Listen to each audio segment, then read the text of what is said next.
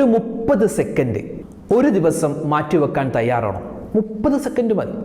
30 second ഒരു ദിവസം മാറ്റിവെക്കാൻ നിങ്ങൾ തയ്യാറാണോ? എങ്കിൽ 1 കോടി പുണ്യമാണ് അള്ളാഹു തരുന്നത്. 30 സെക്കൻഡിന് പകരം അള്ളാഹു തരുന്നത് 1 കോടി പുണ്യമാണ്. എന്തായി പറയേണ്ടത്? വിശുദ്ധമായ ഖുർആനിലെ ഒരു ആയത്താണ്. അതൊരു ദുആയാണ്. ആ ദുആ, വിശുദ്ധമായ ഖുർആനിൽ ഒരുപാട് ദുആയുണ്ട്. ആ ദുആകളിൽ പെട്ട ഒരു ദുആ, അത് പറയാൻ ഒരു 30 സെക്കൻഡ് പോലും വേണ്ട. ഞാൻ 30 സെക്കൻഡ് ഇച്ചിരി കൂട്ടി പറഞ്ഞതാണ്. അത് നമ്മൾ ഇൻഷാ അല്ലാഹ് മുടങ്ങാതെ ഒരു ദിവസം ഏതെങ്കിലും ഒരു സമയത്ത് നമ്മൾ പറഞ്ഞാൽ ആ പറഞ്ഞ ദിവസം 1 കോടി പുണ്യം. അതെന്താണ് കിട്ടുക? അത് അള്ളാഹു മാത്രം അറിയാം എന്താ തരുന്നത്. പക്ഷേ മുടങ്ങാതെ പറഞ്ഞാൽ 1 കോടി പുണ്യം അള്ളാഹു തരും. ഏതാണ് ആ ദുആ? എന്താണ് അതിൻ്റെ അർത്ഥം? വിശദമായി ഇന്നത്തെ ക്ലാസ്സിൽ നമുക്ക് കേൾക്കാം. ഒരുപാട് പേര് ഇപ്പം നമ്മുടെ വീഡിയോകൾക്ക് താഴെ നോക്കിയാൽ ഒരു സെക്ഷൻ കമൻറ്റ് തന്നെ എന്താ, ഉസ്താദേ വാപ്പ മരണപ്പെട്ടു, ഉമ്മ മരണപ്പെട്ടു, ഭാര്യ മരണപ്പെട്ടു, ഭർത്താവ് മരണപ്പെട്ടു, അവർക്ക് വേണ്ടിയൊക്കെ ദുആ രക്കണേ എന്ന് ഒരുപാട് പേര് ദുആ വസിയത്തുണ്ട്. അപ്പോൾ മരണപ്പെട്ട നമ്മുടെ വാപ്പ, ഉമ്മ, മാതാപിതാക്കൾ അല്ലെങ്കിൽ ബന്ധുമിത്രാദികൾ, അവർക്ക് വേണ്ടി ജീവിച്ചിരിക്കുന്ന നമ്മൾ എന്തെങ്കിലുമൊക്കെ ഒന്ന് ചെയ്യണ്ടേ? മരണപ്പെട്ടവർക്ക് വേണ്ടി ജീവിച്ചിരിക്കുന്ന നമ്മൾ ചെയ്യേണ്ട 7 കാര്യങ്ങൾ വളരെ സിമ്പിളാണ്. 7 കാര്യങ്ങൾ. ആ 7 കാര്യങ്ങൾ ഒരാൾ ചെയ്യുന്നുണ്ടോ, അൽഹംദുലില്ലാഹ്, മരണപ്പെട്ടവർ നമ്മെ കൊണ്ട് തൃപ്തിയാകും. അള്ളാഹു തൗഫീക്ക് തരട്ടെ. അപ്പോൾ ഇൻഷാ അല്ലാഹ് ഏതൊക്കെയാണ് 7 കാര്യമെന്ന് വിശദമായി ഇന്നത്തെ വീഡിയോയിൽ നമ്മൾ പറയുകയാണ്. ഒരുപാട് പേര് ചോദിച്ചു, ഉസ്താദ് ഈ മരണപ്പെട്ട വാപ്പാക്കും ഉമ്മാക്കൊക്കെ വേണ്ടി എങ്ങനെ നമ്മൾ സലാം പറയും? ഒരു മക്ബറയിലേക്ക് കടന്നു ചെന്നാൽ എങ്ങനെയാണ് നമ്മൾ സലാം പറയേണ്ടത്? ഒരു ഖബർസ്ഥാനിലേക്ക് ചെന്നാൽ നബി സല്ലല്ലാഹു അലൈഹി വസല്ലമ തങ്ങൾ പറയാൻ നമ്മളോട് സുന്നത്തായിട്ട് പറഞ്ഞ ഒരു സലാമുണ്ട്. ആ സലാമിൻ്റെ പൂർണ്ണമായിട്ടുള്ള രൂപം ഇൻഷാ അല്ലാഹ് ഇന്ന് നമുക്ക് പഠിക്കാം. വീഡിയോ അവസാനം വരെ കാണണേ. ഇത് മറ്റുള്ളവർക്ക് എത്തിച്ചു കൊടുക്കാൻ മറക്കണ്ട. അള്ളാഹു നമ്മൾ അനുഗ്രഹിക്കട്ടെ. ആമീൻ. അസ്സലാമു അലൈക്കും വറഹ്മത്തുള്ളാഹി തആല വബറകാതുഹു. ബിസ്മില്ലാഹിർ റഹ്മാനിർ റഹീം. അൽഹംദുലില്ലാഹ് വസ്സലാത്തു വസ്സലാമു അലാ റസൂലില്ലാഹ്. ശബ്ദം കേൾക്കുന്ന പ്രിയം നിറഞ്ഞ ഉമ്മമാരെ, ഉപ്പമാരെ, അള്ളാഹു നമ്മളെ എല്ലാവരെയും അനുഗ്രഹിക്കുമാറാവട്ടെ. അള്ളാഹുവിൻ്റെ കരുണ കിട്ടിയ, അള്ളാഹുവിൻ്റെ കാവൽ കിട്ടുന്ന, അള്ളാഹുവിൻ്റെ എല്ലാവിധത്തിലുള്ള അനുഗ്രഹങ്ങളും കിട്ടുന്ന, പടച്ചവൻ്റെ കോപത്തിൽ നിന്നും കാവൽ കിട്ടുന്നവരുടെ കൂട്ടത്തിൽ നമ്മളെല്ലാവരെയും അള്ളാഹു തന്നെ നമ്മളെ ഉൾപ്പെടുത്തി അനുഗ്രഹിക്കുമാറാവട്ടെ. ആമീൻ യാ റബ്ബൽ ആലമീൻ. ഇന്നത്തെ ഈ ദിവസം അൽഹംദുലില്ലാഹ് നമ്മൾ തുടങ്ങുന്നത് തന്നെ ഒരു സ്വലാത്ത് ചൊല്ലിക്കൊണ്ടാവാം. നമുക്കൊരു സ്വലാത്ത് ചൊല്ലിയാലോ? സ്വല്ലല്ലാഹു അലാ മുഹമ്മദ് സ്വല്ലല്ലാഹു അലൈഹി വസല്ലം. എല്ലാവരും ഒന്നിച്ചൊന്ന് ചൊല്ലിക്കേ. സ്വല്ലല്ലാഹു അലാ മുഹമ്മദ് സ്വല്ലല്ലാഹു അലൈഹി വസല്ലം. അല്ലാഹുമ്മ സ്വല്ലി അലാ മുഹമ്മദ് യാ റബ്ബി സ്വല്ലി അലൈഹി വസല്ലിം. അല്ലാഹുവേ, ഞങ്ങളുടെ ഈ സ്വലാത്ത് നീ സ്വീകരിക്കണേ റഹ്മാനെ. ഈ സ്വലാത്തിന്റെ ബറക്കത്ത് കൊണ്ട് ഞങ്ങളുടെ ഈ ദിവസം, ഇനിയുള്ള ദിവസങ്ങളിലും നിന്റെ കാവൽ തരണേ അല്ലാഹ്. എല്ലാ പ്രയാസങ്ങളും പ്രശ്നങ്ങളും നീ മാറ്റിത്തരണേ റഹ്മാനെ. ആമീൻ യാ റബ്ബൽ ആലമീൻ. ഒരുപാട് യാത്രകൾ ചെയ്യുന്ന പ്രവാചകനാണ് മഹാനായ ഈസാ നബി അലൈഹിസ്സലാം.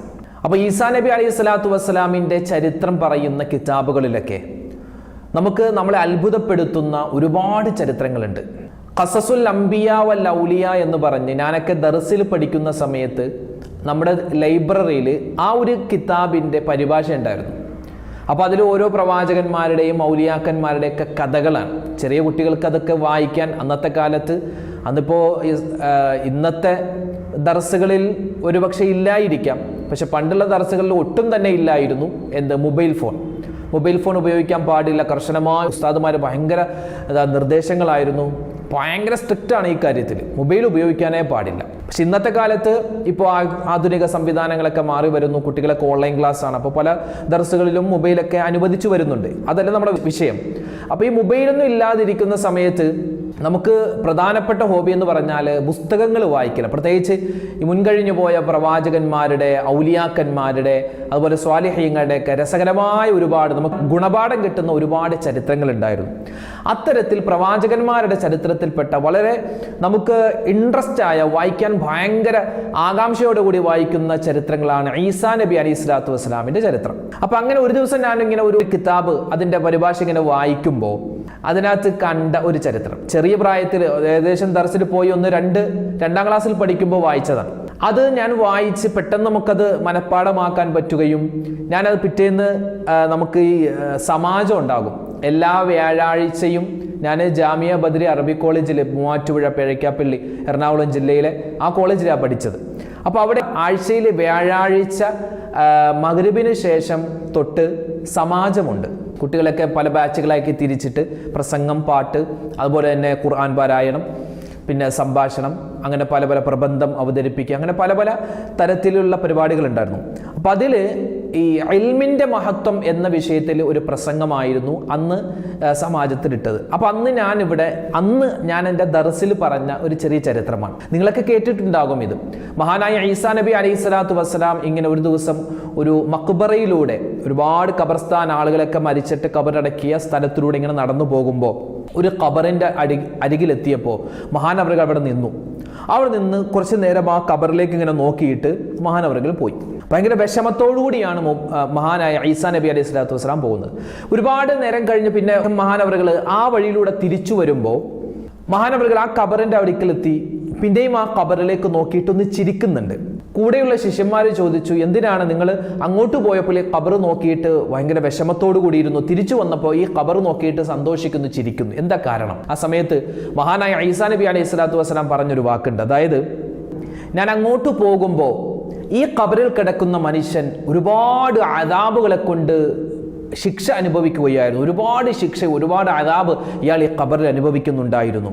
ഞാൻ തിരിച്ചു വന്നപ്പോൾ ആ ഖബറിലേക്ക് നോക്കുമ്പോൾ അയാൾ ഭയങ്കര സന്തോഷത്തിലാണ്. സ്വർഗീയമായ ഒരുപാട് അനുഗ്രഹങ്ങൾ അള്ളാഹു താല അദ്ദേഹത്തിന് കൊടുത്തിട്ടുണ്ട്. അപ്പോൾ ഞാൻ അത്ഭുതപ്പെട്ടുകൊണ്ട് അള്ളാഹിനോട് ചോദിച്ചു, അള്ളാഹുവേ, എങ്ങനെയാണ് ഈ ഒരു അത്ഭുതം നടന്നത്? എങ്ങനെയാണ് ഈ ഒരു അവസ്ഥയ്ക്ക് മാറ്റമുണ്ടായത്? ഇദ്ദേഹം ഒരുപാട് ശിക്ഷ അനുഭവിക്കുന്ന ആളായിരുന്നു, പെട്ടെന്ന് ഇദ്ദേഹത്തിൻ്റെ ശിക്ഷയൊക്കെ മാറി, എങ്ങനെയാണ്? ആ സമയത്ത് അള്ളാഹു സുബ്ഹാനഹു വ തആല ഈസാ നബി അലൈഹി സ്വലാത്തു വസ്സലാമിനെ അറിയിച്ചു കൊടുത്തു, ഈസാ നബിയെ, നിങ്ങൾ അങ്ങോട്ട് പോകുമ്പോൾ ഈ മനുഷ്യൻ ദുനിയാവിൽ ഒരുപാട് തിന്മ ചെയ്ത ആളാണ്, നന്മയൊക്കെ വളരെ കുറവ്, അതുകൊണ്ടാണ് ശിക്ഷിക്കപ്പെട്ടത്. ഇദ്ദേഹം മരിക്കുന്ന സമയത്ത് ഇദ്ദേഹത്തിൻ്റെ ഭാര്യയും മകനും വീട്ടിൽ തനിച്ചായിരുന്നു. അങ്ങനെ ഈ ഭാര്യ എന്ത് ചെയ്തു? ഈ മകനെ ദർസ് പഠിപ്പിക്കാൻ വേണ്ടി, അള്ളാഹുവിനെ പറ്റി പഠിക്കാനൊക്കെയായി ഒരു ഉസ്താദിൻ്റെ അടുക്കലേക്ക് കൊണ്ടുപോയാക്കി, ഒരു വലിയ പണ്ഡിതൻ്റെ അടുക്കൽ കൊണ്ടുപോയാക്കി. അങ്ങനെ ആ പണ്ഡിതൻ എന്ത് ചെയ്തു? ഈ കുട്ടിയെ വിളിച്ച് അടുത്ത് ഇരുത്തിയിട്ട് പറയുകയാണ്, മോനെ, ഞാൻ പറയുന്നത് പോലെ നീ പറയണം, ഉച്ചരിക്കണം. അങ്ങനെ ആ ഉസ്താദ് പറഞ്ഞു കൊടുത്തു, ബിസ്മില്ലാഹിർ റഹ്മാനിർ റഹീം. അങ്ങനെ ആ കുട്ടി ഏറ്റു പറഞ്ഞു, ബിസ്മില്ലാഹിർ റഹ്മാനിർ റഹീം. അപ്പോൾ ആ കുട്ടി ബിസ്മില്ലാഹിർ റഹ്മാനിർ റഹീം എന്ന് പറഞ്ഞത് കൊണ്ട് ഞാൻ ഇദ്ദേഹത്തിൻ്റെ ഈ ഖബറിലെ ശിക്ഷ ഒഴിവാക്കി കൊടുത്തു. അതായത് ഈ മനുഷ്യൻ്റെ കുട്ടിയാണ് ബിസ്മില്ലാഹിർ റഹ്മാനിർ റഹീം എന്ന വാക്ക് പറഞ്ഞത്. അതായത് അള്ളാഹുവിൻ്റെ റഹ്മത്ത്, അള്ളാഹുവിൻ്റെ കരുണ, ആ വാക്ക് ഇയാളുടെ മകൻ പറയുമ്പോൾ, ഈ മകൻ അങ്ങനെ പറയാനുള്ള കാരണം, ഈ മകൻ ഉണ്ടാവാനുള്ള കാരണം ഈ പിതാവാണ്.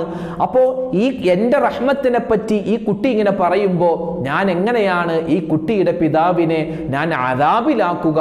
അതുകൊണ്ട് ആ കുട്ടി പറഞ്ഞ ബിസ്മില്ലാഹിർ റഹ്മാനിർ റഹീം എന്ന വാക്കിൻ്റെ ബറക്കത്ത് കൊണ്ട് ആ കുട്ടിയുടെ വാപ്പയാകുന്ന ഇയാളുടെ ഖബറിൽ ഞാൻ വലിയ സമാധാനവും അയാളുടെ ശിക്ഷയൊക്കെ ഒഴിവാക്കി കൊടുത്തതാണ് നബിയെ എന്ന് മഹാനായ ഈസാ നബി അലൈഹി സ്വലാത്തു വസ്സലാമയോട് അള്ളാഹ് പറഞ്ഞു എന്നാണ്. ഞാനിത് പറയാനുള്ള കാരണം നമ്മുടെ വീഡിയോകൾക്ക് താഴെ ഒരുപാട് കമന്റ് വരാറുണ്ട്. അതിൽ പ്രധാനപ്പെട്ട ഒരു സെക്ഷൻ കമന്റാണ്, ഉസ്താദെ, വാപ്പ മരണപ്പെട്ടു, ഉമ്മ മരണപ്പെട്ടു, ഭാര്യ മരണപ്പെട്ടു, ഭർത്താവ് മരണപ്പെട്ടു, അല്ലെങ്കിൽ മക്കൾ മരണപ്പെട്ടു, അല്ലെങ്കിൽ ബന്ധുമിത്രാദികൾ മരണപ്പെട്ടവർക്ക് വേണ്ടി ദുആ വസിയ്യത്ത് ഒരുപാട് ആളുകൾ പറയാറുണ്ട്.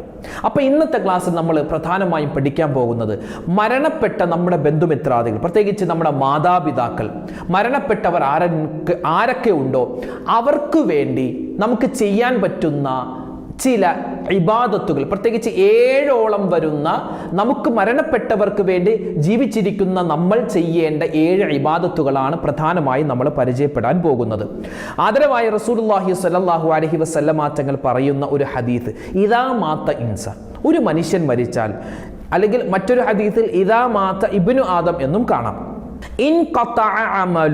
അവന്റെ എല്ലാ അമലുകളും മുറിഞ്ഞു പോകും. അവന്റെ നിസ്കാരം, നോമ്പൊക്കെ മുറിഞ്ഞു പോകും. പിന്നെ അവനിക്ക് നിസ്കാരം, നോമ്പൊന്നുമില്ല.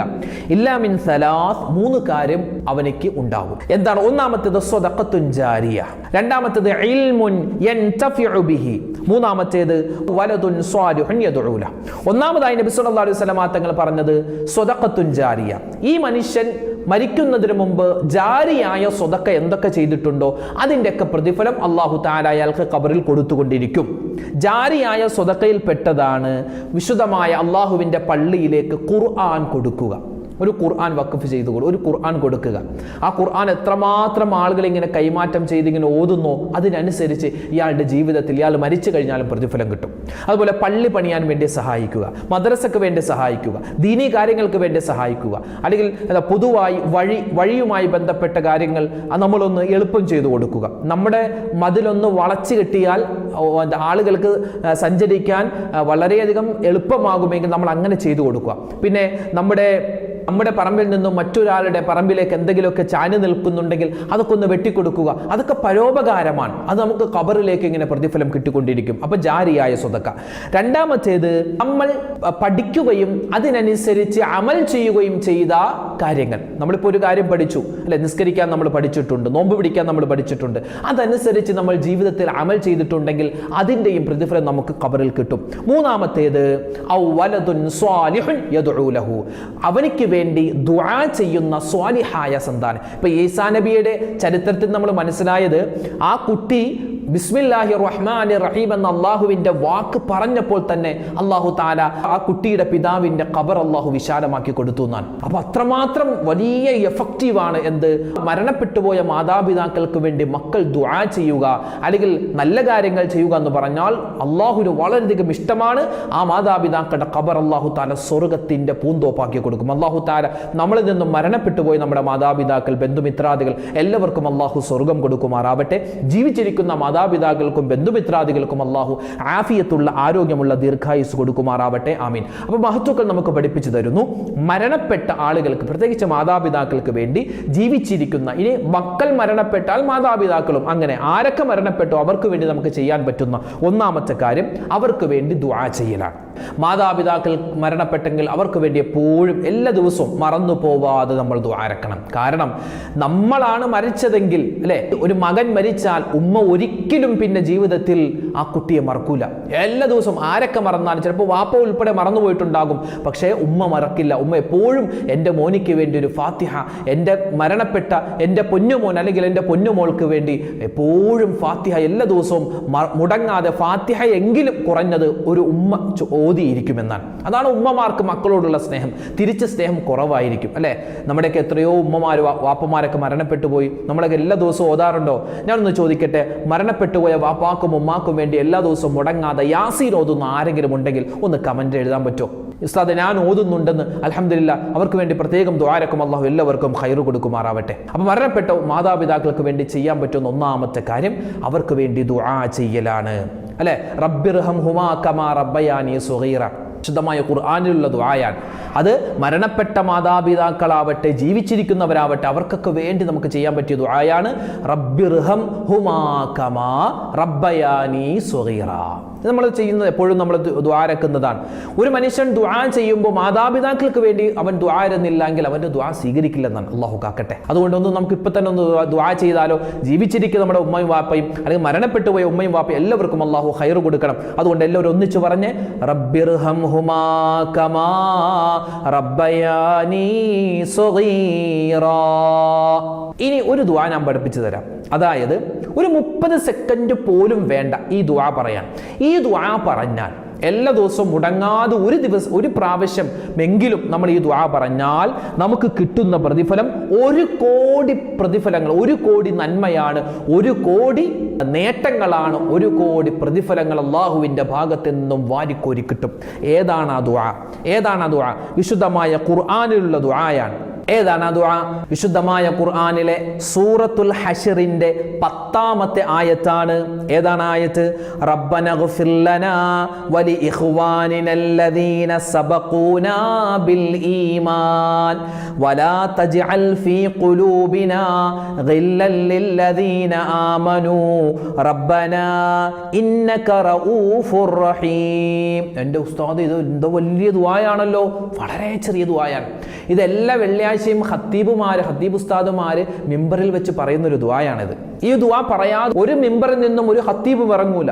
എല്ലാ മുഅ്മിനീങ്ങൾക്ക് വേണ്ടി ആദം നബി അലൈഹിസ്സലാത്തു വസ്സലാം ആകുന്ന ആദ്യത്തെ മനുഷ്യൻ, ആദ്യത്തെ പ്രവാചകൻ, ആദ്യത്തെ മുഅ്മിൻ, ആ മഹാനായ ആദം നബി തൊട്ട് ലോകാവസാനം നടക്കുന്നതിൻ്റെ തൊട്ടു മുമ്പ് മരിക്കുന്ന എല്ലാ മുഅ്മിനീങ്ങൾക്ക് വേണ്ടിയുള്ള ദുആയാണ്. കഴിഞ്ഞുപോയതും വരാനിരിക്കുന്നതും ജീവിച്ചിരിക്കുന്നതുമായ എല്ലാ മുഅ്മിനീങ്ങൾക്ക് വേണ്ടിയുള്ള ദുആയാണ്.